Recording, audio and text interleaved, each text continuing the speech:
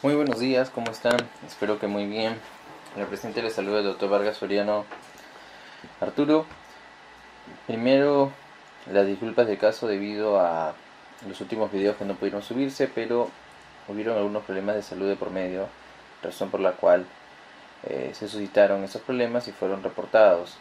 Pero a continuación vamos a continuar respecto al último punto que nos habíamos quedado en fisiología gastrointestinal. Habíamos estado conversando respecto a lo que eran los principios de la fisiología gástrica, los péptidos gastrointestinales y el proceso de secreción. Habíamos visto secreción gástrica, habíamos visto los factores que influyen. ¿Recuerdan? Básicamente eran 5, de manera positiva 3. Estábamos hablando de la acetilcolina, estábamos hablando de la histamina, de la gastrina, y como factores que repercutían en la bomba de manera negativa, es decir, inhibiéndola, era la somatostatina y la prostaglandina E2.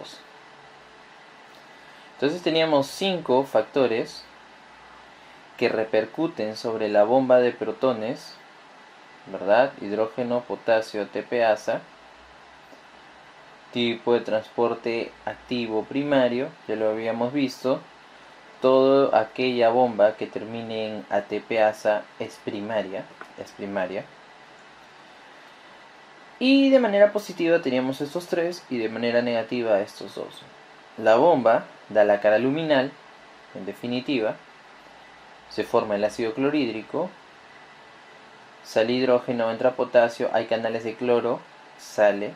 El cloro viene de la cara vasolateral, entonces se forma el ácido. Pero hay que recordar de que hay siempre secreciones que van a proteger la mucosa. El bicarbonato, recordemos que es el buffer más importante del líquido extracelular, ¿verdad? Pero cumple un rol de neutralización ácida, busca neutralizar el pH dentro de lo que puede. Recordemos que en el estómago el pH es ácido, estamos hablando de 2.5 o 3.5, es realmente ácido, pero igual tiene que existir una protección y tiene que haber un equilibrio entre los factores que exacerban y los factores que puedan disminuir este daño, ¿no? Secreciones en la digestión y la absorción del control van a ser la absorción y el control van a ser importantes porque son parte de procesos, ¿no? De procesos como el proceso de la digestión, el cual va a estar relacionado a la motilidad y va a estar relacionado a algunas enzimas. Entonces, lo habíamos conversado. Entonces aquí en este gráfico podemos ver los productos que estimulan y inhiben la secreción de iones de hidrógeno en las células parietales, ¿verdad? En las células parietales. En las células parietales también recordemos ese factor intrínseco. ¿Para qué era importante? Para la absorción de la vitamina B12. ¿Y para qué es importante la vitamina B12? Cofactor muy importante para la síntesis de purinas y pirimidinas. Entonces esto ya tiene que estar claro, lo hemos visto en más de una oportunidad. Entonces es un recordaris. La acetilcolina es un ligando neurotransmisor parasimpático más importante obviamente del control del sistema nervioso autónomo parasimpático. Tenemos su receptor colinérgico, ya sabemos que los acetilcolinas son colinérgicos, en este caso el M3. Metabotrópico, proteína GQ. Segundo mensajero, inositol trifosfato y calcio son los productos, pero el segundo mensajero es la fosfolipasa C, lo recordamos. La fosfolipasa C, ¿dónde jugaba? En el fosfolípido de membrana PIP2, bifosfato inositol, el cual formaba inositol trifosfato y diacilglicerol. el inositol trifosfato iba al retículo donde tiene áreas sensibles de inositol trifosfato y luego este iba a liberar calcio, por eso aquí está el calcio. Y el calcio con el diacilglicerol son los que activan al final a la bomba de protones. A su vez tenemos al CCK-B, que es el receptor de colecistocinina tipo B, pero que comparte, porque forma una familia gastrina-colecistocinina con el péptido gastrointestinal gastrina. Estos van a compartir receptor debido a los aminoácidos que compartían en la cadena terminal, si lo recordamos, ¿no? En el CCK per se tiene su receptor que es el CCKA y en la gastrina CCKB. Metabotrópicos ambos proteína GQ.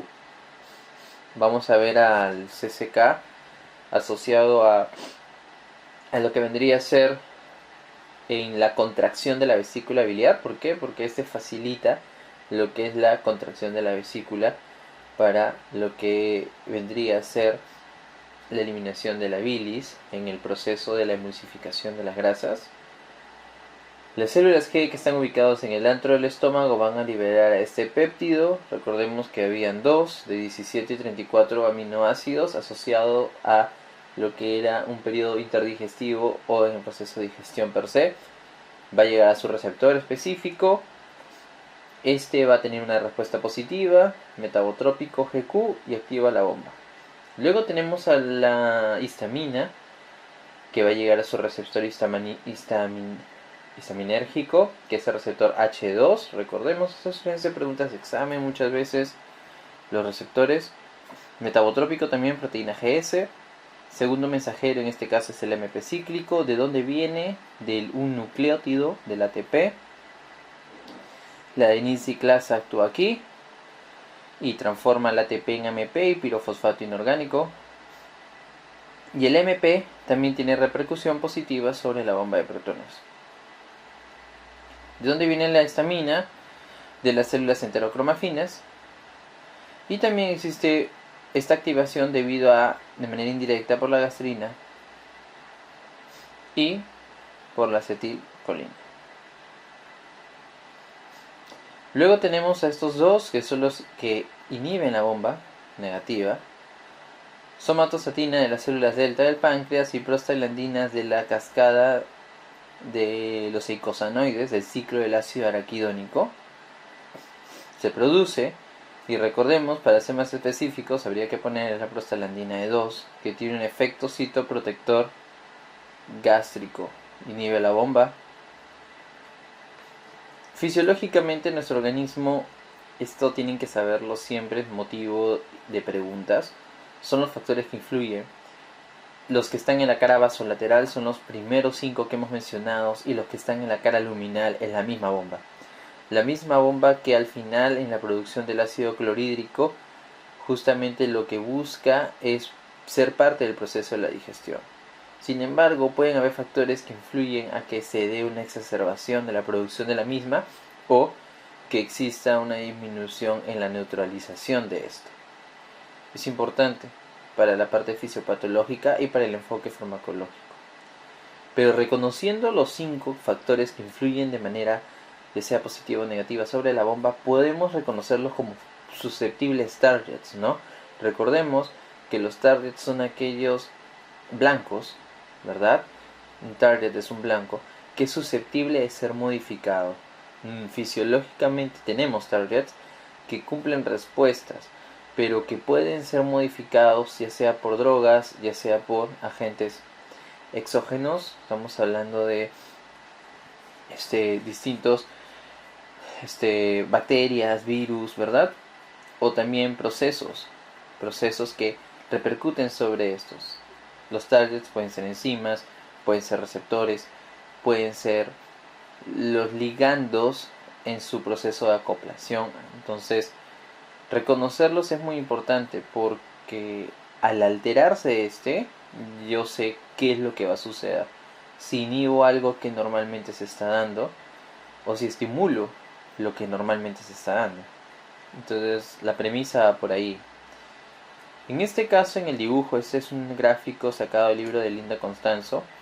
Podemos ver de que reconocemos a los receptores como targets. Y lo que se está haciendo justamente es suponer, valorar qué pasaría si los bloqueo. En este caso, ¿qué pasaría si bloqueo al receptor M3? ¿Qué pasaría si bloqueo al receptor H2? La cimetidina, que es un antihistamínico, ¿verdad? Es un antihistamínico, está asociado a la ranitidina, que estoy seguro que ustedes habrán escuchado. Se utiliza para tratar la gastritis. Y tiene lógica, porque fisiológicamente sabemos que el H2 va a repercutir de manera positiva sobre la bomba.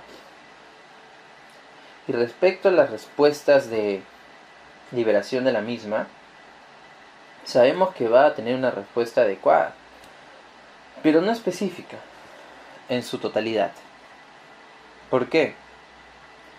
Porque si es cierto, podría yo bloquear sé, si yo conozco la fisiología, que hay dos factores más que pueden repercutir sobre la bomba de manera positiva. Al final se va a traducir en incremento del ácido clorhídrico. ¿Va a ayudar? Sí, en definitiva. Pero si existen factores que están generando daño a nivel ya de la mucosa, imaginemos una de las causas más probables es Helicobacter pylori en nuestro medio. Entonces existen otros factores que están jugando en contra y están repercutiendo en que este cuadro se torne más aparatoso. En esa situación es mejor bloquear una bomba que sea mucho más específica. En este caso, una bomba que se encargue de producir el agente que está generando en este caso el problema por el exceso.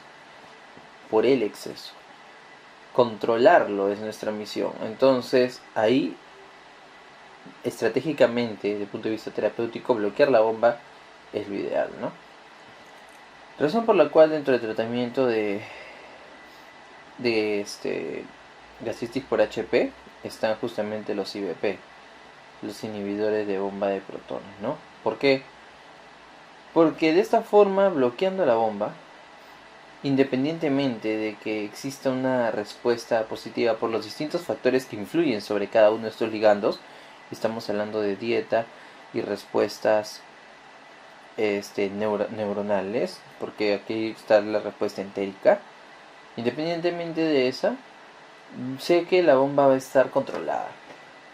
Entonces, eso es importante. Eso es importante y generalmente lo van a preguntar. Recordemos que la atrofia de estas mismas, porque hay una respuesta de atrofismo positivo de manera fisiológica también, altera también algunas de las otras funciones que podrían estar asociadas a estas células, ¿no? Recordemos que ante un déficit de vitamina B12 habíamos visto que el paciente iba a tener una anemia megaloblástica, macrocítica normocrómica. Muy bien. También tenemos a nivel del estómago las células principales, ¿verdad? Las células principales, las otras en las parietales, las cuales van a liberar pepsinógeno, el cual es un simógeno, ¿verdad? Es un precursor inactivo de la pepsina, que va a ser liberado gracias a una respuesta colinérgica. Su estímulo va a estar justamente asociado a la acetilcolina. La pepsina, cuando ya está activa, es importante porque va a iniciar el proceso de la digestión proteica. No es necesario para la digestión completa de las proteínas, pero sí es importante para el inicio de esta. Su pH, y es que es importante, esto ya lo habíamos hablado también para la lipasa, no sé si lo recuerdan, está en el video anterior. El pH fisiológico cumple un rol muy importante para la activación de estos simógenos o también en algunas circunstancias para inactivar enzimas que ya están actuando. Por ende, es importante prevalecer el pH en el cual debería encontrarse cada uno de estos. El pepsinógeno, para que ese homógeno se pueda activar, debe estar justamente en un pH propio del estómago, ¿no? Menor a 3.5 aproximadamente. Es decir, en este cuadrito de aquí lo estamos viendo, para que la pepsina pueda actuar, el pH, el medio, tiene que ser ácido. Siempre va a ser ácido, pero recordemos de que tiene más tendencia a la acidez. No sé si se acuerdan, vimos en el contraste con la lipasa pancreática, la lipasa, que es activa, se va a inactivar en un pH menor, ¿verdad? ¿Por qué? Porque en el duodeno, en un pH que debe estar oscilando entre 5.5 o 6.8 aproximadamente, a medida que se va tornando más ácido, va justamente repercutiendo en la acción de las mismas. Se inactivan las enzimas.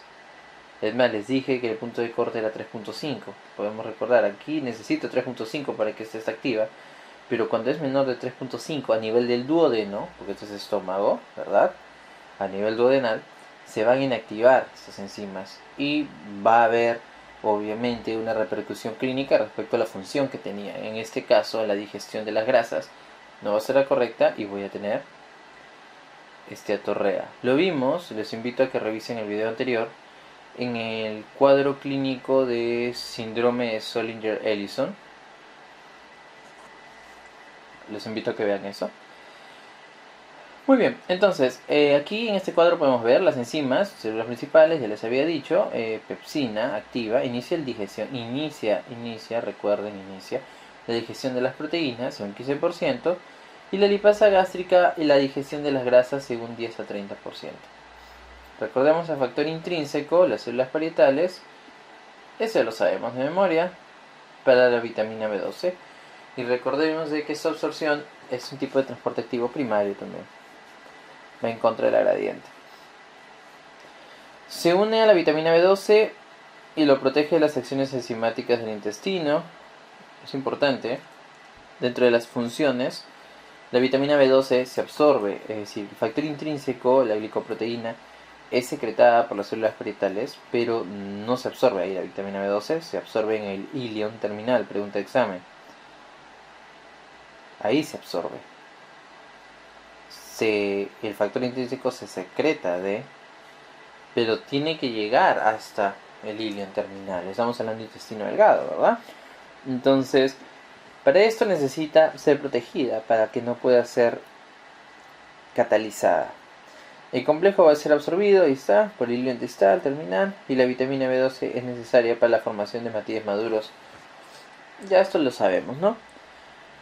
Aquí es cierto, porque ya habíamos visto que se quedaba macrocítica debido a una replicación inadecuada, porque los precursores de los glóbulos rojos sí se replican porque tienen núcleo. Recordemos, en el núcleo se replica el anterior, el precursor. El glóbulo rojo per se no se replica, no tiene núcleo. Pero al existir una replicación inadecuada se queda macrocítico. Pero yo a esta idea sacada de la literatura le agregaría justamente el proceso de síntesis per se, ¿no? Porque es muy importante, no solamente para eso. Si recordamos, las gestantes necesitan suplementos de vitamina B12. Sabemos todos, para evitar problemas de desarrollo del tubo neural. Es una pregunta típica de embrio, de obstetricia, etc. Pero esa pregunta tendría que ser analizada, como les dije alguna vez en el capítulo de Mato, más a fondo, ¿no? Debido a que la vitamina B12 como cofactor importante en la síntesis de purinas y pirimidinas, donde el precursor es justamente el ácido fólico, los folatos, son necesarios para la síntesis de las purinas y pirimidinas. En otras palabras, para lo que van a ser las bases nitrogenadas en sí, ¿no? ADN, ARN, es importante. Entonces, no solamente para los matías, sino para las células en sí, para el desarrollo adecuado, la formación adecuada. Por eso es muy importante para las gestantes, ¿no? El pH del jugo digestivo es muy bajo, eso ya lo sabemos. 2.5 en promedio habíamos dicho. Eso también lo sabemos. La acidez. ¿Por qué es importante de que el medio sea ácido? Es decir, sabemos que es ácido, fisiológicamente es ácido y de manera obviamente funcional tiene un rol, porque ayuda en la digestión. Ayuda a digerir el tejido conjuntivo y las fibras musculares de la carne ingerida, por ejemplo, en el proceso de la digestión. Activa a los zimógenos, recordemos, son inactivos. Cuando estos ya están activos, prevalecen su viabilidad. ¿Por qué? Porque algunos de estos necesitan un pH ácido, no solamente ácido, sino que sea ácido y que tenga tendencia a la acidez, no como el del duodeno, que es ácido, pero tiene tendencia a la alcalinidad. Entonces brinda condiciones óptimas para la actividad. Combina con calcio y hierro formando sales solubles, lo cual favorece su absorción. Muy importante, vamos a hablar de eso un ratito en una lámina. Y a su vez, también tiene un rol citoprotector. ¿Por qué? Porque es un mecanismo de defensa destruyendo bacterias, ¿no? En el cual estas no van a poder sobrevivir. Por ejemplo, en una solución de ácido clorhídrico a 0.15 molar, sabemos que la concentración de iones hidrógenos en la luz y el pH de la solución va a tener un componente altamente ácido. Va a existir una gradiente de concentración de iones hidrógeno entre la célula parietal y la luz. Y recordamos que siempre va a ser un transporte activo. Esto también ya lo sabemos. Del interior hacia la luz. ¿Por qué? Porque en la luz tiene que estar el ácido clorhídrico. La secreción de cloro está acoplado al gradiente de iones hidrógeno entre el exterior y el interior de la célula. Claro, ¿dónde va a ir el cloro? En una primera instancia tiene que ingresar a la célula, en definitiva, pero al final el cloro tiene que salir de esta. El cloro tiene que ir a la luz, ¿ya? Esto es muy importante, ya lo hemos hablado, se lo pongo en un círculo verde. Es muy importante, disculpe, debido a que estamos hablando sobre la bomba y son preguntas de manera distinta en varios exámenes, porque la bomba sabemos que es activo primario debido a esta razón, porque es un trabajo que va en contra de la gradiente. Hay un gasto de energía y todo lo que gasta energía es ATP. Y de manera práctica, porque quizás ustedes recién están llevando el curso, o quizás ustedes recién lo van a llevar, pero han llevado biología. Recordemos que todos los que van en contra de la gradiente es un tipo de transporte que va a necesitar energía. Y a su vez,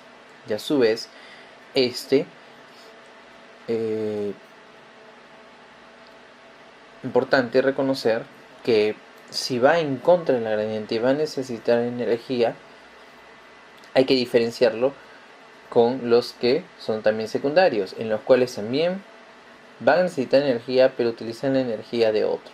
En este caso, los primarios utilizan la energía de uno mismo y los secundarios utilizan la energía de otro, ¿no? Los secundarios generalmente, ¿de quién utilizan la energía? Generalmente de la de sodio, potasio, ATPasa.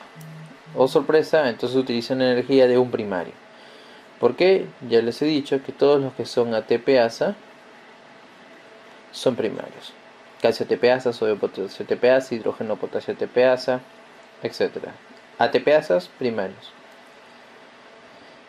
Entonces, tenemos aquí a una célula parietal en reposo, ¿verdad? Aquí está la cara luminal, la parte sería la cara luminal, la luz, donde se va a producir este ácido clorhídrico. ¿Qué es lo que va a suceder? Cuando está en reposo, las vesículas tubulares, tubulovesículas, van a estar justamente distribuidas, no unidas, no fusionadas, pero cuando éste se active, lo que va a suceder es va a existir una unión entre estas, una fusión, lo cual va a formar canalículos, generando que aumente el área de superficie respecto a lo que vendría a ser el número de bomba de protones. ¿Esto en qué va a repercutir? En que se pueda secretar mayor cantidad de ácido clorhídrico. La secreción ácida va en contra de una gradiente de concentración. Aquí está justamente eso, cuando es 0.1 versus 4 por 10 a la menos 8 respecto a lo que viene a ser dentro y fuera. razón por la cual, como va en contra de esta gradiente, se va a necesitar energía. ATPs. Aquí está. Entonces tenemos la luz. Sí, aquí está esta es la famosa bomba. Disculpe. Aquí está la bomba. Aquí están los canales de cloro que les había mencionado. Aquí está la cara vasolateral. Aquí están los distintos factores, los 5, vamos a llamarle los 5, que van a repercutir de manera positiva o negativa. ¿Ya? Preguntas típicas. ¿La bomba qué tipo de transporte es? Ya lo sabe. ¿Dónde se encuentra la bomba? Ya lo sabe. ¿Qué factores repercuten sobre la bomba? Ya lo sabe. ¿Todos son metabotrópicos? Sí. Básicamente GQ, GS y GI. Se necesita también la relación con el cloro. ¿De dónde viene el cloro? El cloro, hay canales de cloro en la cara justamente luminal, los cuales van a facilitar su salida y luego que se unan con el ion hidrógeno. El ion hidrógeno sale porque ingresa potasio, ¿verdad? Eso ya lo hemos visto.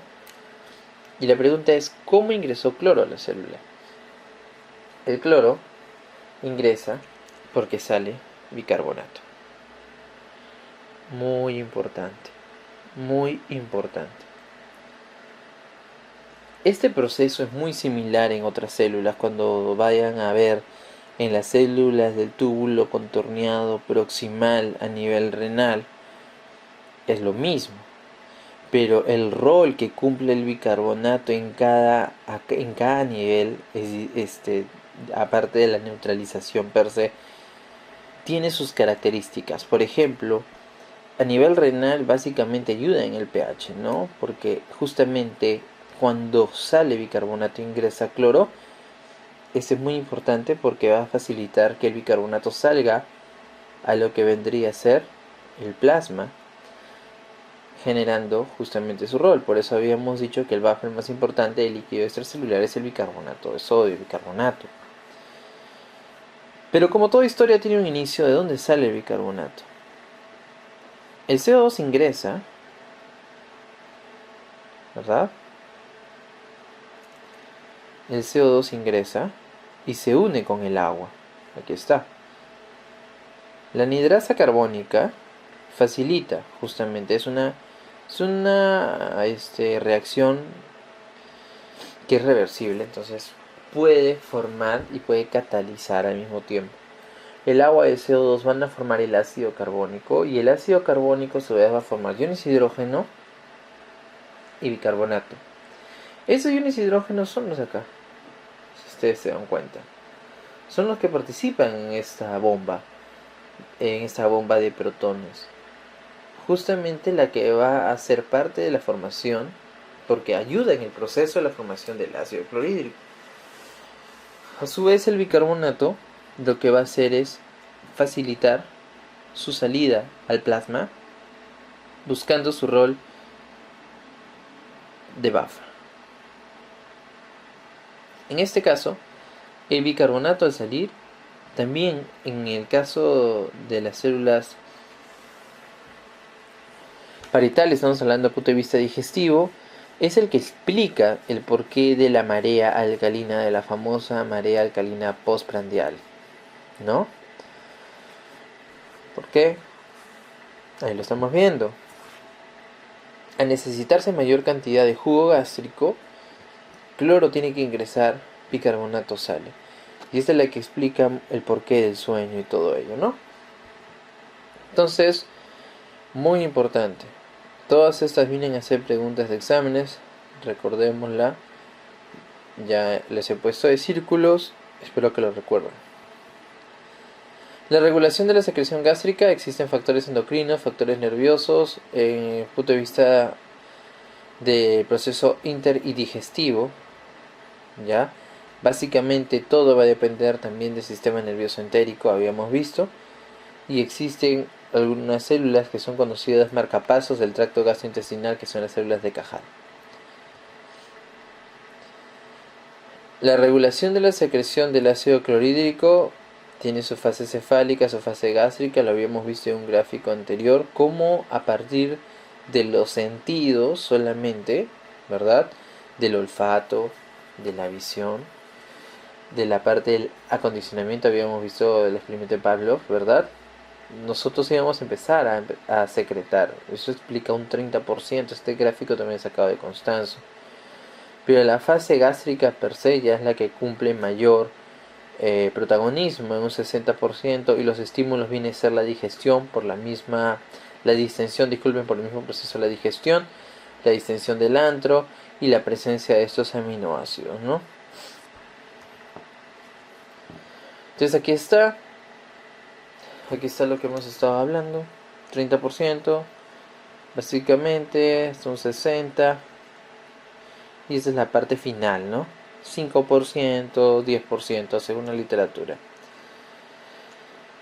Los estímulos respecto al olor, el sabor, la observación solamente, ¿verdad? Van a generar la liberación de mediadores químicos como la acetilcolina, que va a estimular a la gastrina, y la histamina. Eso ya lo hemos visto. E inhibe a la somatostatina. Pregunta de examen. Obviamente necesito producir mayor secreción de ácido clorhídrico, inhibe al que inhibe, pues, porque si lo excrementaría, obviamente repercutiría de manera negativa en la bomba y no nos conviene. En la fase gástrica, que aquí está, se los pongo de verde, empieza por la distensión asociada a la llegada de los alimentos, va justamente a favorecer a que estos reflejos condicionen y propicien lo que vendría a ser la llegada de los mismos. ¿Cuáles son los estímulos? Básicamente péptidos y aminoácidos. Recordemos de que aquí también incrementan la liberación de muchos péptidos gastrointestinales, y si recuerdan, como que está, viene a ser un estímulo, pero el estímulo para la liberación de las mismas básicamente es los alimentos, ¿no? Pero sus mediadores, mejor dicho, sus precursores, porque para que se libere, por ejemplo, gastrina, sabemos que necesito proteínas y aminoácidos, sobre todo fenilalanina. Entonces, para CCK necesito grasas, básicamente. Para PIG necesito glúcidos, carbohidratos. Entonces, necesito también estímulos para liberar los distintos péptidos, ¿no? Pero para que se dé la fase gástrica, los péptidos gastrointestinales ya tuvieron que haberse liberado. Y la inhibición va a estar dado por el aumento del pH y las grasas en la fase gástrica. Luego, la fase intestinal. La primera porción del duodeno, prosteínas estimula la gastrina en un 5%. En la segunda porción del duodeno, el material ácido y la hiperosmolaridad va a estar mediada por algunos péptidos. Secretina, que recordemos no secreta ácido clorhídrico sino secreta bicarbonato, inhibe la secreción del ácido clorhídrico, recuérdenlo. El péptido inhibidor gástrico tiene sentido, ¿por qué? Porque a este nivel no puedo permitirme que el pH sea muy ácido, ¿no? ¿Por qué? Porque pueden inactivarse enzimas que son necesarias para mediar acciones fisiológicas. Enteroglucagón, que va a inhibir la secreción de las grasas. El CCK estimula la somatostatina e inhibe la gastrina. ¿Ya? Importantísimo. Entonces aquí hay un dibujo de lo mismo. Recordemos que el nervio vago, el décimo par craneal, ese cumple un rol muy importante acá. ¿Ya? Entonces hay una fase cefálica mediada por el vago, el parasimpático ya lo sabemos, acetilcolina, ya lo hemos visto, y luego la fase gástrica, que empieza por la distensión, que el estímulo van a ser los péptidos y aminoácidos, los cuales al final repercuten para la secreción de los mismos. Estimulación de la gastrina, ahí está el GRP, Gastrin Release Peptide, el cual también juega con el décimo par. Y luego está la fase intestinal, que van a ser mecanismos nerviosos y hormonales que buscan disminuir el ácido clorhídrico. Entonces, en ayuno, cuando no hay ingesta, en la región, con tilde aquí, región pilórica, ¿verdad? Las células delta van a liberar somatostatina y estas van a inhibir a la bomba de protones, células G por C, gastrina. Después de la ingesta, entonces donde ya ha habido distensión, ¿verdad? Y aquí está la distensión gástrica, va a haber una fluencia vagal, discúlpenme, el cual va a repercutir sobre el sistema nervioso entérico. Los productos de la digestión proteica van a activar a la célula G, eso lo habíamos visto. Liberan gastrina, producen mayor cantidad de ácido clorhídrico en células parietales. Y esto al final tiene que ser regulado por la somatostatina, ¿no? ¿Qué es lo que va a suceder entonces aquí como respuesta final? La producción de ácido clorhídrico. Y aquí otra vez un poco más detalle, la fase cefálica, el alerta del estómago antes de la ingesta, existe una contribución que es variable respecto a lo que vendría a ser la exposición. Por eso que digo, depende aquí del apetito, del estado de ánimo, etc. 30% de la secreción. Las aferencias sensoriales de los sentidos, ¿verdad? Van a ir a la corteza, al hipocampo, que es el centro del apetito, ¿ya? Y van a tener una respuesta positiva sobre el décimo par, el nervio vago, el cual ya hemos visto, por favor recuerden, vago, parasimpático, acetilcolina, va a tener una respuesta positiva sobre las células parietales, va a favorecer a que se secrete mayor cantidad de histamina por las células enterocromafines, llegue a su receptor H2, GS y incremente la producción de ácido, y también tiene una respuesta con las células G como por el GRP, el Gastrin Release Peptide. Estas van a las células G del antro, liberan gastrina y estas tienen una respuesta positiva. Conclusión, secreta más ácido clorhídrico. La fase gástrica inicia en los eventos gástricos. ¿Por qué? Por un reflejo, por la distensión. La distensión dado, ¿por qué? Por la comida, ¿no? Por la comida. Es una respuesta mecánica en un principio, el cual va a tener una repercusión de manera positiva para incrementar aún más la producción de ácido clorhídrico. Tenemos factores que influyen de manera positiva, como el alcohol y el café. Entonces, el estímulo mecánico dado por el mismo proceso de distensión va a sistema nervioso entérico, ¿verdad? A estimular a los nervios entéricos postganglionares, el cual también repercute nuevamente con la acetilcolina y vuelve a jugar de la misma forma. Pero aquí ya juega la pepsina también un rol importante por el pH, porque las células principales que habían liberado pepsinógeno en un pH ácido con tendencia a la acidez, el zimógeno se activa y esta va a favorecer el inicio y el proceso, pero sobre todo el inicio de la digestión de las proteínas. El estímulo químico, que vendría a ser el mismo ácido en sí, va a también tener una repercusión con las células G, gastrina, mayor cantidad de ácido clorhídrico. Recordemos que la fase gástrica en primera parte cefálica es un 30, algunos libros ponen 35, no nos vamos a pelear por eso, ¿verdad? Pero está en el promedio y es variable. La fase gástrica, algunos libros dicen que es un 60%, tampoco nos vamos a pelear por eso. El punto está que está dentro de los márgenes mencionados en la literatura entre Guyton, Constanzo y Gall. Van a ser controlados por reflejos locales, vagovagales y hormonales. Ya los hemos visto, la distensión, los aminoácidos, la parte de química, ¿verdad? Y la distensión, la parte mecánica. Ambos van a liberar gastrina y van a tener un rol muy importante asociado al vago y la acetilcolina.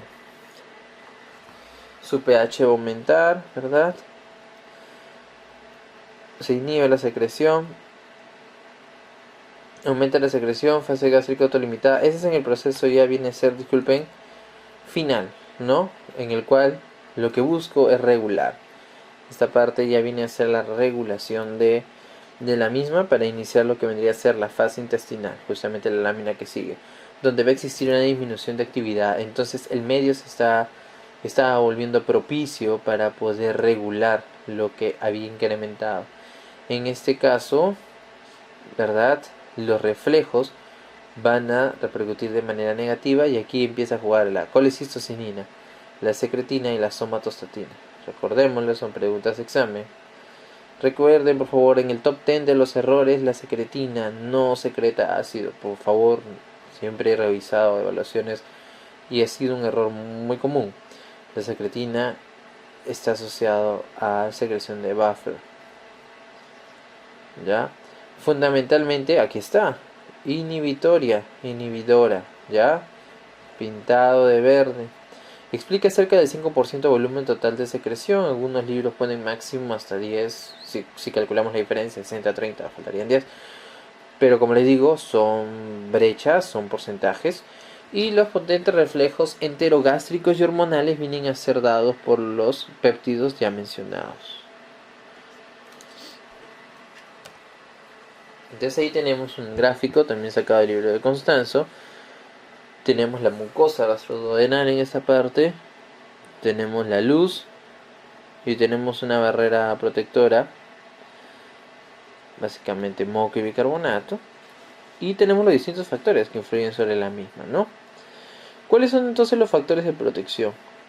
Bicarbonato y moco, prostaglandina, la E2.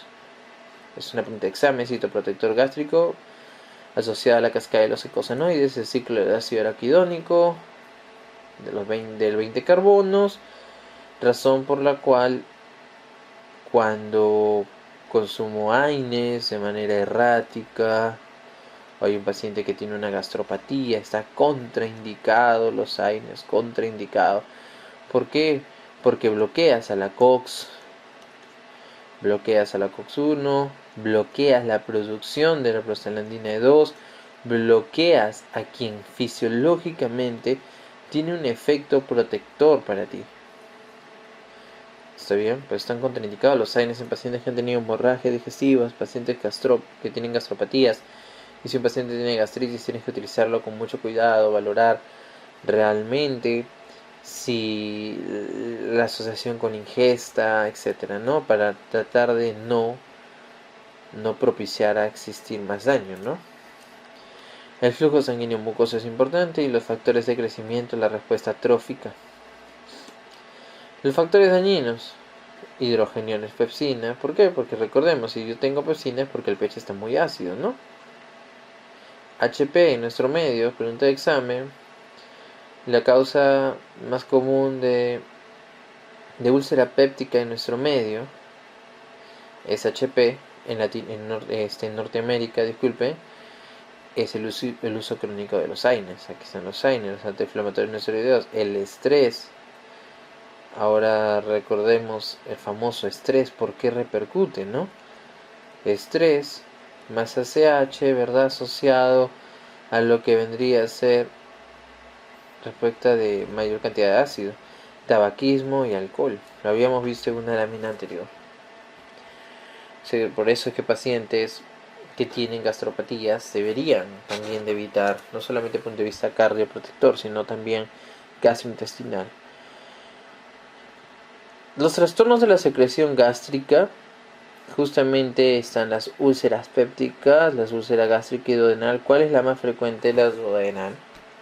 Pregunta de examen también de fisiopato. La úlcera péptica, la más frecuente es la duodenal. Por pH, en definitiva, por la gradiente, por por el mismo medio del pH en sí, ¿no? Recordemos que ambos tienen un pH ácido, pero el duodeno no está acostumbrado a tener pH tan ácidos y los efectos citoprotectores per se de los mismos también juegan un rol muy importante. Las causas ya lo hemos visto, ya la secreción de iones hidrógeno, cómo va a estar asociado, los valores de la gastrina aumentadas en la primera porque disminuye la secreción de iones de hidrógeno y la otra incrementada respecto a la ingesta, van a producir daños en definitiva.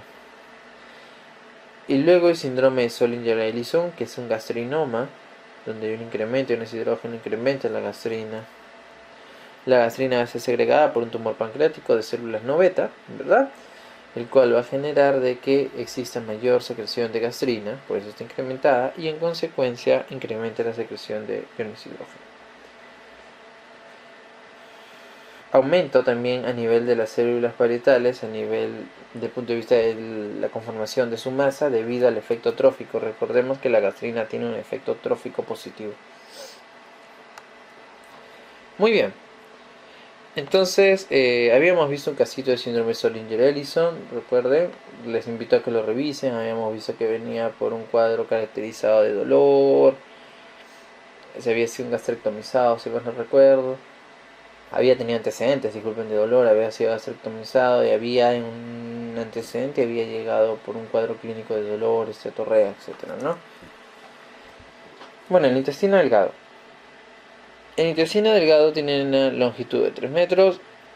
Ahí justamente podemos ver la disposición anatómica de duodeno y ilio, ya más o menos sus medidas. ¿Y por qué lo hemos presentado en relación a la disposición anatómica? Para poder hablar del páncreas exocrino, básicamente, porque el endocrino se abre en endocrino, y su rol asociado a lo que vendría a ser la secreción de la bilis al duodeno, obviamente que en una primera instancia fue producido y liberado de la vesícula biliar. Entonces el páncreas tiene su parte exocrina, que corresponde al 90% del páncreas, y el endocrino el 2%, es decir, básicamente mayor cuantía es el exocrino, donde están los acinos, el cual va a secretar jugo pancreático rico en enzimas, y el endocrino, que va a secretar insulina y glucagón, básicamente. No es lo único, también está somatostatina, también está el GLP-1, ¿verdad?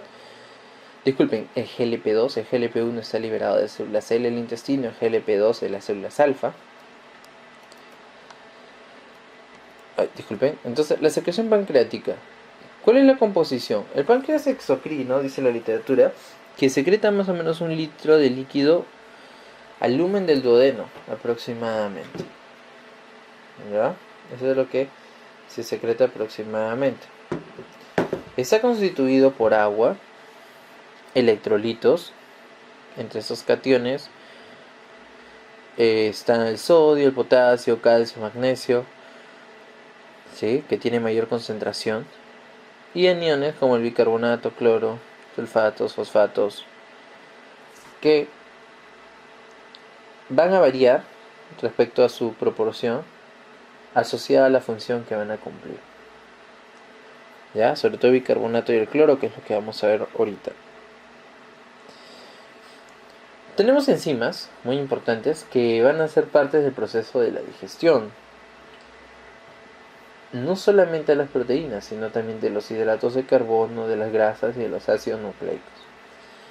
Tenemos enzimas que van a estar inactivas, simógenos, proteolíticas, simógenos, inactivas, que tienen que activarse. ¿Qué enzimas? Tripsinógeno, quimitripsinógeno, proleastasa y procarboxipeptidasas. Tenemos a los que van a ser parte de la digestión de los hidratos, la amilasa alfa pancreática, y el de las grasas, la lipasa, colipasa, fosfolipasa 2, hidrolasa, y ácidos nucleicos, ribonucleasa, desoxirribonucleasa. ¿Ya? Aquí les he puesto algo importante que puede ser pregunta de examen. La amilasa y la lipasa sí son secretadas ya como enzimas activas. Las demás, en este caso hablando de proteínas, no. También tenemos el inhibidor de la tripsina. ¿Cuáles son sus funciones? Buscar un pH propicio alcalino, con la intención de que lo he subrayado de amarillo, lo he hablado ya en más de una oportunidad. Proteger y prevalecer el efecto citoprotector, la mucosa duodenal. Va a neutralizar gracias a que al bicarbonato. Esta reacción de aquí ya la hemos visto también. Va a ser parte de lo que es la digestión parcial de nutrientes por enzimas proteolíticas, por la alfa-amilasa, por lipasas, hidrolasas, por lipasa 2, otros ya lo hemos visto, entre hidratos de carbono, entre proteínas, entre lípidos. Y también, de manera fisiológica, el cuerpo es sabio, va a inhibir la digestión del páncreas, ¿no? Porque la tripsina puede empezar a generar un daño y generar pancreatitis. Entonces, tendría que haber una regulación de estas. En este caso, el inhibidor de la tripsina, secretado junto con las proenzimas pancreáticas, va a evitar su activación dentro del páncreas. Porque si se activa, generaría una autodigestión de la misma y generaría daño. El cuerpo es sabio. Razón por la cual, cuando uno tiene pancreatitis, tienes que, entre las indicaciones médicas, colocar nada por vía oral. ¿Por qué? Porque estarías justamente propiciando que se dé el proceso de la digestión y estarías facilitando a que se dé una mayor respuesta y daño. Eso es muy importante. Y tiene una explicación fisiológica, si se dan cuenta. Todo está en la fisiología.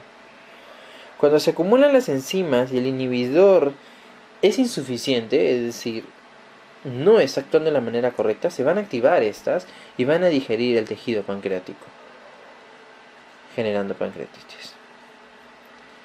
Este es un bridge muy interesante.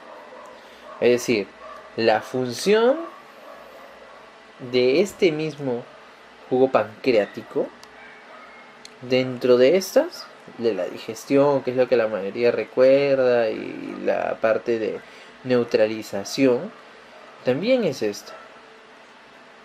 Un efecto protector a nivel del páncreas, inhibiendo la digestión del mismo por el inhibidor de la tripsina que estaba aquí. En el punto número 4 lo había puesto en círculo. ¿Por qué? Por el puente que acabo de hacer. Entonces evita la autodigestión durante el examen. Funciones de las enzimas digestivas. Las amilasas, la saliva, en el páncreas, lo hemos visto, ¿verdad? Son los que propician para lo que vendría a ser los hidratos de carbono, y en la mucosa intestinal la sacarosa, la maltosa, la lactosa, etc. Proteínas, en la saliva no hay digestión, en el estómago sí, por la pepsina, ya hemos visto, y en el páncreas por la tripsina, quimiotripsina, carboxipeptidasa y elastasa. Y en la mucosa intestinal, el aminoligopeptidasa, la dipeptidasa y la enteroquinasa son los que participan en la digestión de las proteínas. Respecto a lípidos, punto de vista de la digestión, en la saliva encontramos la lipasa lingual, el cual es parte del proceso, en el estómago no, y en la páncreas lipasa, colipasa, fosfolipasa 2 y colesterol éster hidrolasa. Entonces, este también es sacado del Constanzo. Me parece un cuadro muy interesante respecto a las fuentes de las enzimas digestivas y su rol respecto a los distintos grupos nutrientes. Entonces, los alimentos en el estómago secretan gastrina, ya hemos visto, el cual favorece la secreción ácida y el incremento en la motilidad. Disculpen, por acá.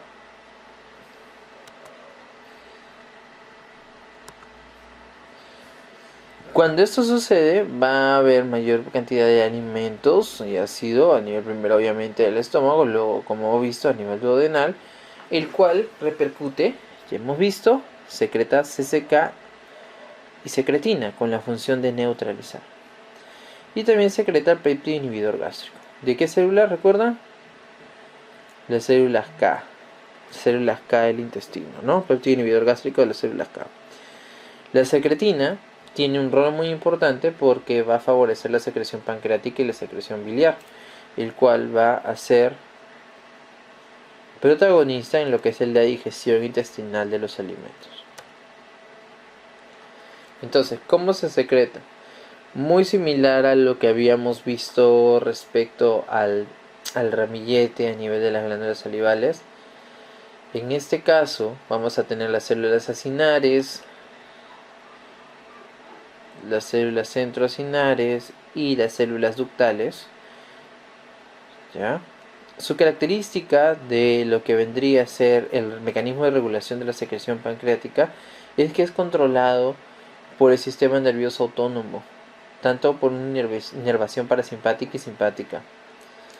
Pregunta de examen, lo he puesto aquí. ¿Quién inhibe la secreción pancreática?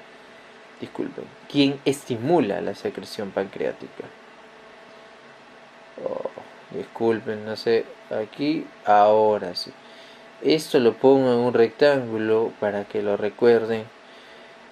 El control está regulado por el sistema nervioso autónomo y quien inhibe la secreción pancreática es el sistema nervioso simpático. Inhibe la secreción. ¿Quién estimula el parasimpático? Muy bien. Entonces, respecto a estas células, las células acinares son las que van a favorecer la secreción de estas distintas enzimas que hemos mencionado. A nivel de las células centroacinares se va a dar lo que es la regulación del componente acuoso y va a favorecer en la osmolaridad de la misma, el cual es isosmolar, tiene una osmolaridad similar al plasma. Y en las células ductales vamos a encontrar, justamente lo vemos aquí, al lado derecho, o en un zoom, lo que vendría a ser el componente, ¿verdad? El componente que va a ir hacia la luz, cara luminal, la cara vasolateral. ¿Ya? ¿Por qué? Porque este componente enzimático va a ser el producto de las células acinares. El componente acuoso va a ser producido por las células centroacinares y ductales. ¿Y qué es lo que va a suceder? Al final se va a dar una secreción isosmolar, como hemos visto. La secreción pancreática es isosmolar. ¿Cómo es el rol aquí? Igual, como hemos visto, una bomba sodio-potasio TPasa, transporte activo primario, una bomba de sodio, iones hidrógeno. Igual, ingresa el CO2, se une con el agua, ácido carbónico, hidrogenio, bicarbonato. El hidrogenión sale, sodio ingresa, bicarbonato tiene que salir, con la intención de que, ¿qué es lo que quiere buscar? Neutralización, pues. En este caso es al revés, si se acuerdan, en la disposición de las células con las que hemos visto en parietal y les dice un contraste con túbulo contorneo proximal. Porque aquí yo necesito liberar bicarbonato con la intención de favorecer uno de sus roles, que era neutralización, buscar un medio alcalino, ¿ya? Pero siempre juega con cloro, recuerden. Juega con cloro y sodio juega con iones hidrógeno, ¿ya? ¿Y de dónde viene? De la anhidrasa carbónica, del ácido carbónico, disculpen, donde la anhidrasa carbónica favorece esta reacción reversible. Pronto examen, por eso que tiene estas dos flechitas, ¿no? Reversible. Entonces la regulación de la secreción pancreática, la fenilalanina, metionina, triptófano, péptidos pequeños, ácidos grasos, células I. Las células I, ya lo hemos visto, CCK. CCK metabotrópico. A ver, tiene esto de segundo, no es segundo mensajero, pero tiene estos mediadores catalizados. ¿De qué segundo mensajero estaríamos hablando? Ya hemos visto fosfolipasa C, ¿no? Doctor, pero no lo dice. Obviamente no lo dice, pero tú lo deduces. ¿Por qué? Ya sabes que fosfolipasa C, entre su cascada están ellos, y en otras palabras, este es GQ. Pero acá no dice también que CCK es. ¿Qué CCK creen que sería? La A. No es la B, pues. La B es la que está a nivel de las células parietales. Lo hemos visto. Muy bien. Y ahí hay como un impactrueno de la aceticolina, esta potencia la acción de la misma, ¿ya? ¿Y qué libera? Enzimas. Por otra parte, los iones hidrógeno estimulan a las células S, ¿sí? Y van a liberar secretina. La secretina que inhibe la secreción de estos, por eso que el estímulo viene a ser el mismo. La secretina también es metabotrópico, proteína GS, AMP, GS. Y los factores que potencian la acción de la misma es la acetilcolina y la colecistocinina. Estas en las células ductales, estas en las células acinares. Ya lo habíamos visto aquí, les dije, células acinares, enzimas, CCK. Células ductales, ¿dónde están? Secretina. Muy bien. Secreción acuosa, sodio, bicarbonato. ¿De dónde viene bicarbonato? Le hicimos un zoom. Bicarbonato, cloro, ¿verdad? Hidrógeno, sodio. Transporte activo primario, sodio, potasio, TPase. ¿De dónde viene el bicarbonato? Aquí está. Del ácido carbónico. Entonces, la acción de la CSK. El quimo en el duodeno va a estimular la secreción de la CSK por las células I a nivel duodenal. Esta va a ser secretada y va a estimular la secreción pancreática de las enzimas digestivas, ya lo hemos visto, a través de las células que acinares, ¿no? Está aquí, está en este gráfico, al lado izquierdo. Entonces, podrían aquí agregarle, ¿no? Ya no lo he puesto. Podrían agregarle, ya. Estimula la secreción de la enteropeptidasa. Se activa la tripsina. ¿Y la tripsina activa qué hace? Activa más tripsina, activa la quimotripsina, elastasa, carboxilaasa, fosfolipasa, colipasa. Entonces, activan enzimas que favorecen la digestión proteica y la digestión lipídica. Eso es lo que hace. Pero por favor, lo hemos visto, de manera fisiológica también se da. El hecho de que se estimule mayor secreción pancreática favorece a que se inhiba, mejor dicho, disculpen, favorece a que se produzca el inhibidor de la tripsina en la búsqueda de evitar la autodigestión del páncreas. Entonces buscamos la neutralización de la acidez intestinal, la acción de la secretina. Esto es lo mismo, ¿no? Células. El juguete, ¿dónde está? La secretina liberada de la sangre, de la mucosa intestinal. La secretina estimula el páncreas. ¿Sí? ¿Qué células? Ductales. Lo hemos visto aquí. Ductales, pregunta de examen. CCK, acinares, enzimas, secretina, células S, células I, ductales. El jugo pancreático rico en iones de bicarbonato neutraliza el quimoácido. Por favor, no es difícil, no es difícil. ¿Cuál es el estímulo para que se libere? Iones hidrógeno. ¿Cuál es el estímulo para que se libere CCK? Los productos de la digestión, aminoácidos péptidos. ¿Cuáles son las fases de la secreción pancreática? También tiene tres fases, ¿no? La fase cefálica, la gástrica y la intestinal. La intestinal es la que cumple un rol más prevalente, ¿no? A diferencia de la secreción gástrica, el cual la gástrica era la que cumplía un rol mucho más predominante, un 60%, siendo la cefálica en un 30%, la intestinal ínfima de 5 a 8 hasta 10 según la literatura. En la secreción pancreática, la intestinal es la que cumple un rol mayor, es un 70-80%. Siempre el nervio bajo. Entonces, tenemos un reflejo condicionado por los distintos sentidos. Tenemos ese reflejo condicionado por los sentidos, por los procesos propios de la digestión, en el cual el nervio vago va a mandar sus aferencias. ¿Y qué va a suceder? Va a liberar acetilcolina. Lo hemos visto. La acetilcolina es importante. Lo habíamos visto, disculpen, por aquí. ¿Dónde estaba? Creo que estaba acá. No. Bueno, pensé que lo había escrito aquí. La acetilcolina cumple un rol también, ¿no? Lo habíamos visto, ¿por qué? Así sí está acá. Porque estimula la secreción. Estimula. Parasimpático. Estimula la secreción pancreática. Entonces, ¿qué va a suceder? ACH, células acinares, enzimas, células ductales. ¿Qué va a suceder? Bicarbonato. Conclusión. Células acinares, CCK. Células ductales, secretina. Entonces, las ductales secretina bicarbonato. ¿Para qué? Neutralización. Ahí está. Eso es lo que buscas. ¿Por qué? Quieres prevalecer su pH. Quieres que sea ácido pero con tendencia a la alcalinidad como fisiológicamente lo es, para que no se inactiven las enzimas que deberían estar activas. Entonces, en la parte cefálica gástrica, antes que la comida llegue al intestino, hay poco volumen y hay más enzimas, en definitiva. Pero cuando la comida llega al intestino, el quimo estimula la secreción de CCK y secretina. Pregunta de examen. Ya está. Entonces aquí está, proceso digestivo, péptidos, ¿Esto por qué? Porque este va a estimular las células acinares.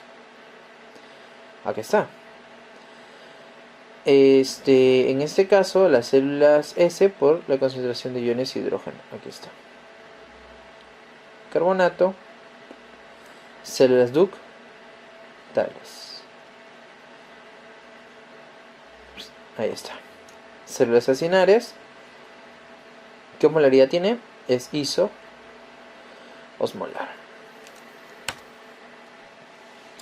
Aquí les he puesto un bridge to the clinic. Fibrosis quística. En la fibrosis quística, si bien es cierto, generalmente lo relacionamos con lo que vendría a ser un problema a nivel de las vías respiratorias. Recordemos de que también puede existir lo que vendría a ser un componente a nivel de lo que vendría a ser tejido pancreático. ¿Ya? No es de lo más común, pero puede suceder, sobre todo en infantes menores, ¿no? Estamos hablando en infantes menores, básicamente. El cromosoma que se va a ver alterado es el cromosoma 7, el gen de CFTR, que es Cystic Fibrosis. Justamente el asociado a lo que vendría a ser los canales de cloro. Este, al verse comprometido, no va a hacer que salga. Y en consecuencia, no va a haber este juego con él, que vendría a ser agua, cloro. Cuando el páncreas se ve comprometido, como lo que vendría a ser justamente el tema que estamos hablando, el problema va a ser de que las enzimas pancreáticas no van a ser liberadas de la manera correcta. ¿Por qué? Porque el flujo se va a ver limitado de la salida debido a que se empieza a fibrosar el tejido y de lo delgado que debería estar se vuelve grueso, thick, por eso dice thick sticky mucus block. Se vuelve grueso, bloqueando la salida de lo que vendría a ser secreción pancreática y biliar, repercutiendo en lo que vendría a ser el proceso de la digestión y manifestándose como problemas de mala absorción o hasta esteatorrea. ¿Por qué? Por el hecho de que no se han podido liberar esas enzimas. Y esas enzimas eran necesarias para la digestión de las grasas. Un canal de CFTR, ¿no? El cual normalmente moviliza iones de cloro hacia el exterior de la célula, ¿verdad? Es lo que hemos estado hablando. En el caso del diagnóstico, por ejemplo, si estamos hablando de un niño, de un adulto, generalmente niño, cuando se hace el diagnóstico, podríamos encontrar lo que es con la prueba de sudor un incremento en lo que vendría a ser la sal, porque en este caso no va a entrar. Sí, en este caso las glándulas es diferente, pero a nivel intestinal es al revés, o a nivel justamente de las vías aéreas, lo cual hace que el moco, por ejemplo, en las vías aéreas también se vuelva mucho más grueso, limitando lo que vendría a ser el efecto protector que cumple y hace que el paciente tenga cuadros infecciosos a repetición, ¿no? Como neumonías, etcétera, ¿no? Por estafilo, por pseudomonas, por gran positiva, gran negativa, ¿no? Básicamente. En el caso del páncreas, lo que va a suceder es la limitación de la salida, puede también llegar a tener pancreatitis. Y en un neonato, cuando suele comprometerse a este y darse esa enfermedad, cuando es un cuadro muy aparatoso, ¿desde cuándo podría darme cuenta? Por una emergencia médica, por un cuadro de obstrucción intestinal, el meconio se vuelve tan espeso, saben que la primera deposición que va a eliminar el neonato, el cual limita su salida y eso genera un cuadro de obstrucción intestinal, el cual es una emergencia. es una emergencia médica. Siempre se hace el estudio de ¿verdad? Es una alteración en el aminoácido fenilalanina en la posición 508, si más no recuerdo, es una elección de fenilalanina posición 508, delta F 508, el cual, en el cromosoma 7, el cual se da más que todo en pacientes europeos, ¿no? Autosómico recesivo. Entonces hay que recordar el gen que está alterado, el cromosoma es una elección, el aminoácido fenilalanina, y puede tener no solamente compromiso de las vías aéreas, que es lo que más recordamos asociado a procesos infecciosos de repetición, sino desde neonatos podríamos tener una emergencia médica asociada a una obstrucción intestinal, o también cuadros asociados a ausencia o limitación de la liberación de las enzimas por el compromiso en la salida, en el flujo. Continuando, tenemos secreción biliar. La secreción biliar, su función es la digestión y la absorción de lípidos en el intestino delgado. Es una mezcla de sales biliares en un 50%, pigmentos biliares, la bilirrubina, ¿no? Que es producto de, ya lo vimos, del catabolismo de lo que vendría a ser la destrucción del grupo M, colesterol 4% y fosfolípidos en un 40%. Fosfolípidos. Muy bien.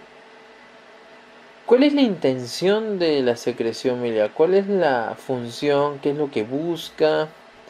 Resolver el problema de la insolubilidad, ¿no? Es decir, quieren favorecer la solubilidad. Para eso, los que cumplen un rol muy importante son las sales biliares, favoreciendo lo que es el proceso de la emulsión de lípidos, preparándolos para la digestión, y los solubiliza en micelas. ¿Dónde se produce la secreción biliar? ¿Dónde se va a segregar? En el hígado. ¿Dónde se almacena? En la vesícula biliar. ¿Quién es el que va a favorecer la secreción de ese? El péptido gastrointestinal colecistocinina, cuando el quimo alcance el duodeno. ¿Ya? Eso es lo que va a suceder.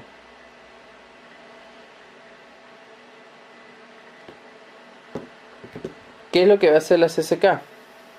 Estimular la contracción vesicular biliar y la relajación, que es relajación del esfínter de Oddi, con la intención de que pueda salir la bilis. Si no, no saldría, ¿no? En un principio tiene que estar contraído el esfínter, ¿no? Pero luego tiene que relajarse para que pueda ser liberado. Entonces tenemos el hígado, tenemos sales biliares, ¿verdad? Que es lo que más repercute. Estas lo que van a hacer es ser liberadas. Ahorita vamos a ver un dibujo con la intención de participar en lo que vendría a ser la emulsificación. El esfínter de Oddi tiene que estar relajado, permitiendo la liberación, este es el duodeno, ¿no? De la bilis. Entonces, ¿qué es lo que va a suceder? El ácido biliar, ¿verdad? Que estábamos viendo justamente. El ácido biliar va a provenir del colesterol. A nivel hepático, ¿sí? El colesterol justamente va a formar dos ácidos biliares primarios, que es el ácido cólico y el ácido quinodesoxicólico. Estos dos, a nivel del lumen intestinal, van a ser catalizadas por las bacterias intestinales y van a dar pie a la formación de dos ácidos biliares que son ácidos biliares secundarios, el ácido desoxicólico y el ácido litocólico, ¿no? Entonces, primero, ¿cuáles son los precursores del colesterol? La enzima la 7-alfa hidroxilasa va a formar dos ácidos biliares primarios, el ácido cólico y el ácido quinodesoxicólico. Luego, a nivel del lumen intestinal, por bacterias intestinales van a ser catalizadas y va a formar el ácido desoxicólico y el ácido litocólico. Son ácidos biliares secundarios. Y luego estos se van a conjugar. Se van a conjugar con dos aminoácidos, que es generalmente la glicina o la taurina. Y a partir de esta conjugación vamos a tener el ácido glucodesoxicólico, taurodesoxicólico, glucodesoxicólico o taurodesoxicólico, ¿no? Entonces, vamos a tener conjugaciones respecto al aminoácido que se va a unir. Y ahí ya tendríamos a las sales biliares. Recordemos de que es importante estas son importantes porque tienen propiedades anfipáticas. Ya, aquí les he puesto estos datos: el pH del duodeno, que es entre 5 y 6.8, los ácidos biliares tienen un pK de 7 y las sales biliares un pK entre 1 y 4. ¿Qué es el pK? Es el poder de disociación, es cómo se va a comportar en un medio: 50% de probabilidad de ser ácido y 50% de probabilidad de ser alcalino. Dependiendo en el medio en el cual se encuentren, va a existir justamente estas características para valorar lo que es el grado de ionización y el grado de no ionización, ¿no? Es decir, su comportamiento. Cuando estén ionizadas van a ser hidrosolubles, cuando estén no ionizadas van a ser liposolubles. ¿Qué quiere decir? Hidrosolubles se excretarán, básicamente, pero cuando es liposoluble, por justamente la característica de la membrana celular, se van a absorber. Reabsorber, ¿no? Porque, en otras palabras, atraviesan membranas. La modificación del pK lo que busca, y los ácidos biliares justamente hacen eso, es que sean hidrosolubles, generando justamente que se pueda dar una digestión adecuada de este componente lipídico. Aquí les pongo este gráfico que es el libro de Kaplan de medicina, de Pharmacology, en el cual podemos ver justamente lo que les estaba diciendo, ¿no? Tenemos una droga, en este caso un soluto, que tiene un pK determinado, y tenemos el medio que tiene un pH determinado. Entonces la diferencia de estos dos va a dar un valor. Ya, aquí están los ejemplos. Tenemos un pH del medio, en este caso duodeno. Tenemos el pK de una droga, un soluto, imaginemos 2, no lo sé, más 2.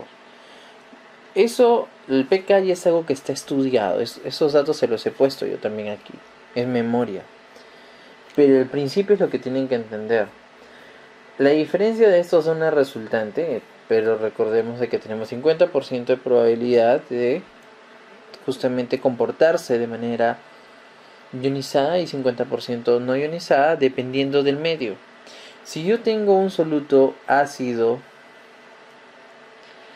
en un medio, disculpen, si yo tengo un soluto básico en un medio básico, ya, tengo un soluto básico en un medio básico, lo pongo acá, disculpen, un error. ¿Qué es lo que va a suceder? Antes de continuar, siempre recordemos que en el gráfico lo de la derecha es básico y lo de la izquierda es ácido, ¿ya? Ahora sí, continuando, si tengo un soluto básico en un medio básico, este va a estar en su forma no ionizada. Vamos a cambiar de color aquí. Va a estar en su forma no ionizada.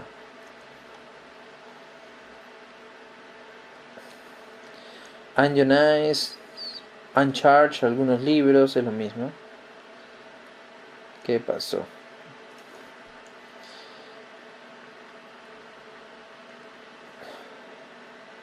Bueno, no sé qué ha pasado, pero bueno, sí se nota. No ionizada. ¿Qué significa? Ya lo habíamos conversado. Cuando está no ionizado, significa que es liposoluble, que atraviesa membranas. Otras palabras, se absorbe. Pero si yo tengo un soluto básico en un medio ácido, este va a ser ionizado. En otras palabras, como dice aquí, renal clearance of drug, en este caso sacado del libro de fármaco, pero el principio es el mismo, pero me gusta este esquema, por eso lo he puesto. Si yo tengo un soluto ácido en un medio ácido, disculpen, un soluto básico en un medio ácido, se va a ionizar, en otras palabras se va a tornar hidrosoluble, tiene mayor chance de ser excretado.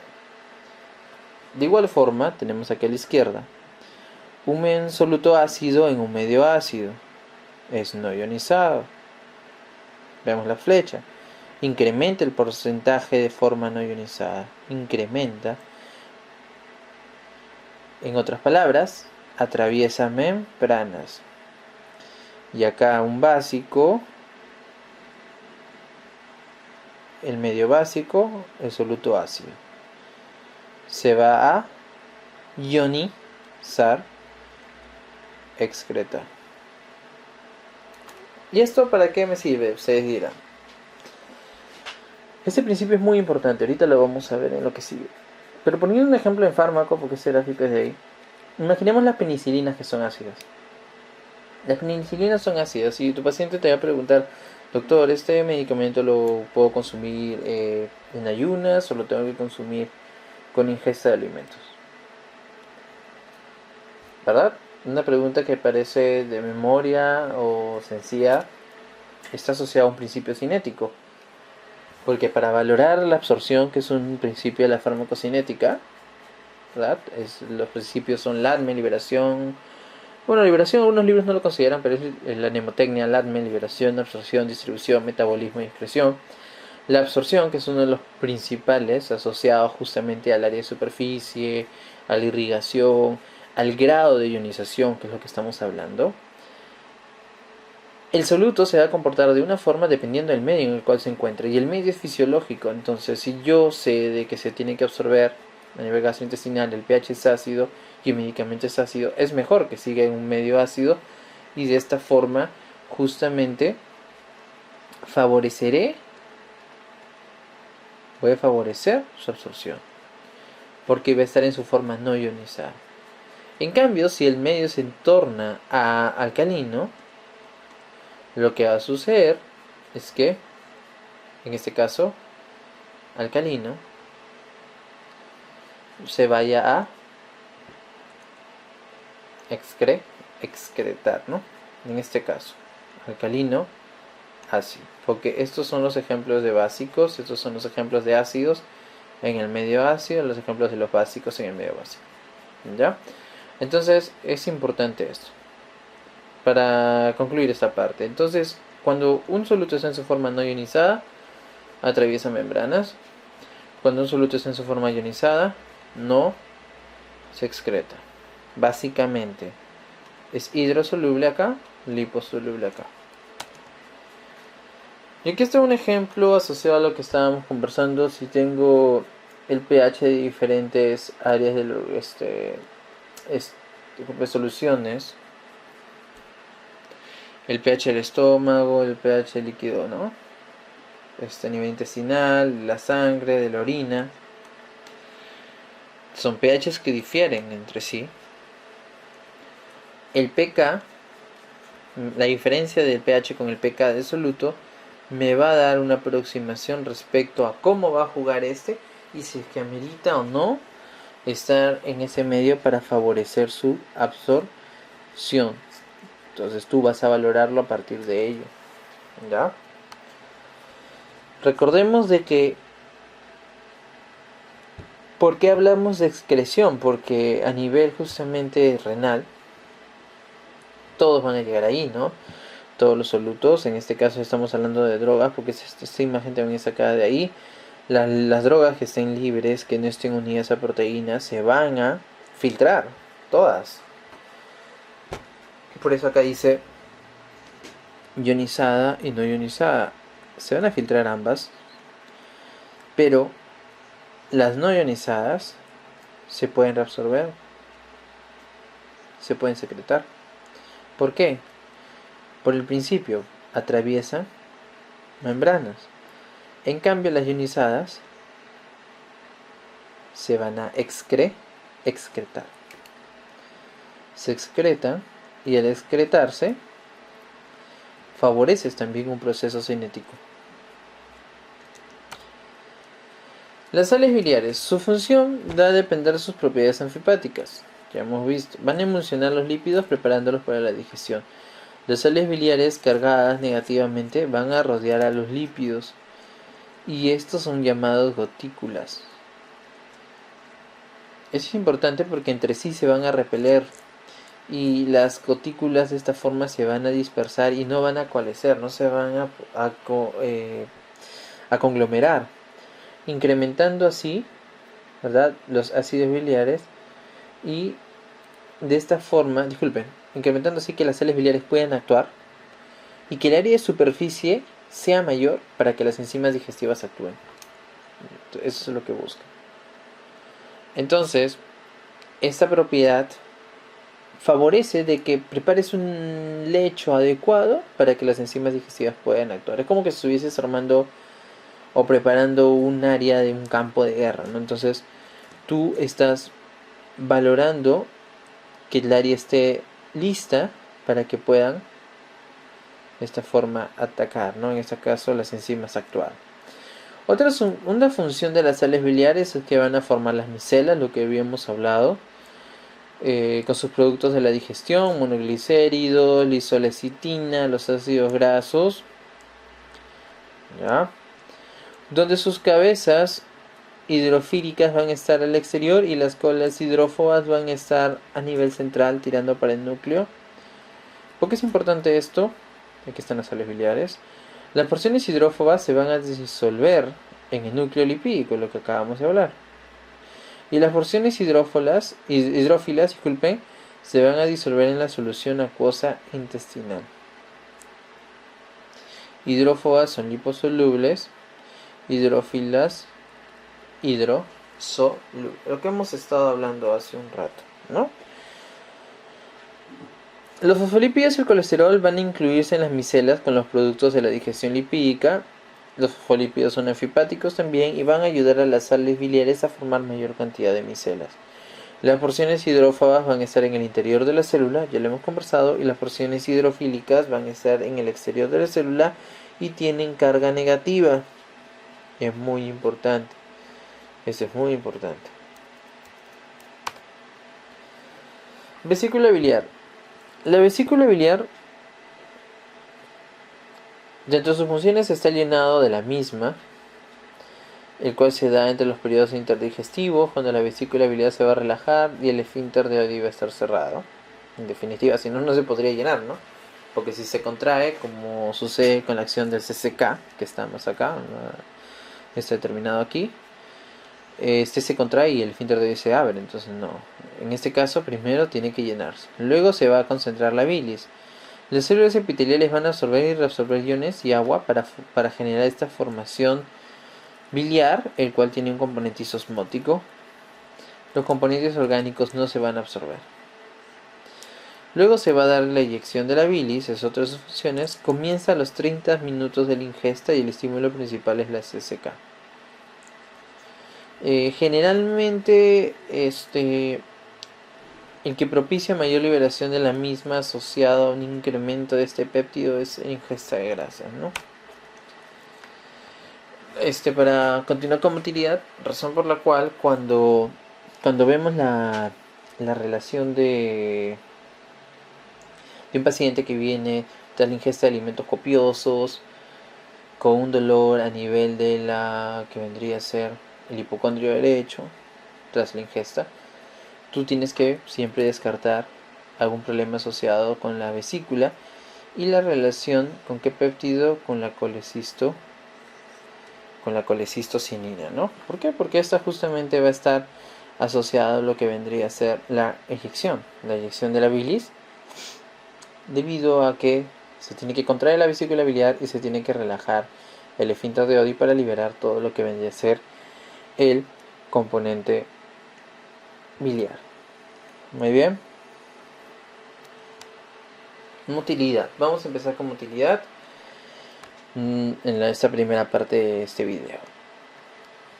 La regulación de la motilidad va a estar básicamente asociado, habíamos visto dos plexos en uno de los primeros slides en el primer video, plexo mientérico, el plexo submucoso, ¿verdad? El mientérico o Meissner, submucoso de Auerbach, el que estaban asociados a la regulación de la secreción, que es lo primero que hemos visto, y ahora vamos a ver la parte muscular asociada a lo que vendría a ser la motilidad. Si quisiéramos hablar desde un punto de vista también autonómico, el vagal, el décimo par cumple un rol muy importante con el sistema nervioso parasimpático y el ligando acetilcolina. La acetilcolina está en todas realmente. ¿Sí? A nivel del tracto gastrointestinal, la acetilcolina está en todas. Les recuerdo en este slide, El sistema nervioso autónomo, simpático, parasimpático, hemos estado viéndolo en bastantes slides el día de hoy y en los días que me preceden. Les dije que en nivel de trato gastrointestinal recordemos esto de manera sencilla, ¿no? Habíamos dicho que el simpático lo que iba a hacer es secreción disminuida, básicamente, porque hemos visto que hay excepciones, básicamente es lo que más prevalece, motilidad disminuida y contracción de esfínteres incrementada. El parasimpático, secreción aumentada, motilidad incrementada, contracción de esfínteres disminuida. ¿Ya? Así que esto de manera de resumen, de manera práctica, sería bueno que lo recuerden porque es lo que más prevalece. Ahora, en motilidad habíamos visto que secreción básicamente es M3, hasta lo vimos en la célula parietal, que ha sido la última que hemos visto hace poco, con su como target, con la atropina, que es un anticolinérgico. En el caso de motilidad, también es M3. Así que no hay para fallar. Es M1 y M3 en realidad, ¿ya? Pero M3 es el que más prevalece. Metabotrópico, proteína GQ, eso ya lo saben. Entonces, suelen ser preguntas hay que recordar. Ahora, en la regulación de la motilidad también está lo que vendría a ser el proceso de la deglución per se, el cual tiene sus receptores faríngeos, esofágicos, los que cumplen una respuesta sobre este centro. Luego este mismo tiene una respuesta vagal y va a tener un componente a nivel de músculo lisoesofágico, el cual luego repercute, ¿no? Porque este slide de esa primera parte, en la regulación de la motilidad, está hablando básicamente a nivel esofágico. Pero hay algunos conceptos que hay que tener en claro desde el punto de vista del músculo liso gastrointestinal. Primero, que es liso, que está especificado ahí, es decir, es involuntario, tú no lo vas a controlar. Pero otra propiedad es que va a funcionar como una unidad, como un sitio. Cada fibra va a medir de 200 a 500 micras de longitud y de 2 a 10 micras de diámetro, y cada haz va a estar constituida por 1000 fibras. El músculo liso se va a extender longitudinalmente, ¿verdad? Y este va a estar rodeado por estos músculos que habíamos conversado en una primera parte, longitudinal y circular. Van a estar unidas por uniones intracelulares en una hendidura, el cual va a favorecer los pasos de los iones. Ahorita vamos a ver sobre todo el calcio, el cual va a cumplir un rol muy importante. Y va a estar separada por tejido conectivo laxo, pero va a estar fusionado en algunos puntos, lo cual va a hacer de que esta trama esté ramificada con los haces. Si hablamos desde el punto de vista de potencial de acción, sabemos que todo estímulo genera una respuesta, y en este caso, en la actividad eléctrica del músculo liso gastrointestinal, van a haber unas ondas lentas, que no son potenciales de acción, sino constituyen cambios lentos y ondulantes del potencial de membrana en reposo. Van a tener una intensidad de 5 a 15 milivoltios, una frecuencia de 3 a 12 por minuto, y en línea terminal puede llegar hasta 8 o 9. Entonces, es importante, la frecuencia varía, como podemos ver, dependiendo de la distribución. Y su origen va a estar dada por la interacción entre las células musculares lisas y las células intersticiales de Cajal. Las células intersticiales de Cajal, o el marcapaso eléctrico gastrointestinal, que lo que es básicamente es un contacto muy parecido a una sinapsis. Las ondas no van a inducir contracciones musculares, salvo en el estómago, que quizás podría realizarlo, y van a controlar la aparición de potenciales intermitentes en espigas. La frecuencia de estos en el esófago, estamos viendo que no hay. En el estómago distal va a ser de 3 por minuto, en el duodeno 11 por minuto, en el ilion de 8 y en el colon de 3 a 6. Podemos ver que la intensidad y la frecuencia varía dependiendo de la disposición a nivel gastrointestinal. Van a haber potenciales en espiga, que son los verdaderos potenciales de acción, Cuando el potencial de reposo de la membrana va a alcanzar un valor más positivo que menos 40 milivoltios, es cuando justamente va a haber la respuesta. Recordemos que en promedio el potencial de membrana de reposo a nivel del tracto gastrointestinal oscila de menos 60 a menos 65 milivoltios. Recordemos que en cada célula esta difiere, ¿no? Y en el caso de gatillo, para que empiece a generarse respuesta, es cuando sea más que menos 40 milivoltios. La frecuencia va a ser de 1 a 10 por segundo, van a durar de 10 a 40 veces más que los potenciales de acción, y cada espiga puede prolongarse de 10 a 20 milisegundos. Hay un canal muy importante, habíamos hablado de esas brechas, que son los canales de calcio y sodio, habíamos dicho, el calcio es muy importante, el cual va a favorecer que este sea muy importante para la contracción de la fibra del músculo intestinal. Estas van a aparecer sobre la cresta de las ondas lentas. Entonces aquí tenemos este gráfico, tenemos el tiempo en la disposición en segundos y el potencial de membrana en reposo. Aquí tenemos los valores en milivoltios. Como siempre van a haber pequeñas ondas lentas, las cuales no van a propiciar una acción per se, salvo quizás en el estómago, lo habíamos visto, hasta que pueda haber un estímulo, el cual repercute a que se dé un fenómeno de despolarización. ¿Por qué? Por el ingreso de sodio. Recordemos de que todo estímulo genera una respuesta, y en este caso la distensión, la acetilcolina, es decir, el parasimpático, es el que va a propiciar el incremento. Lo habíamos visto, se lo dije en la primera gráfica.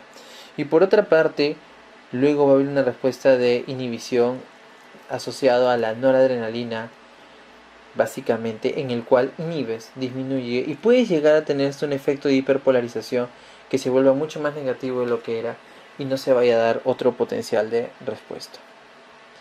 Bueno, la próxima sesión vamos a continuar con esta parte de motilidad, vamos a terminar motilidad y ver parte de digestión. Así que revisen por favor los videos previos que habíamos conversado y traten de complementar. En la próxima sesión voy a ponerles un caso de lo que vendría a ser motilidad y secreción para poder discutirlo. Esperando que se encuentren muy bien, les anhelo un buen día y estamos muy pronto volviéndonos a ver. Cuídense.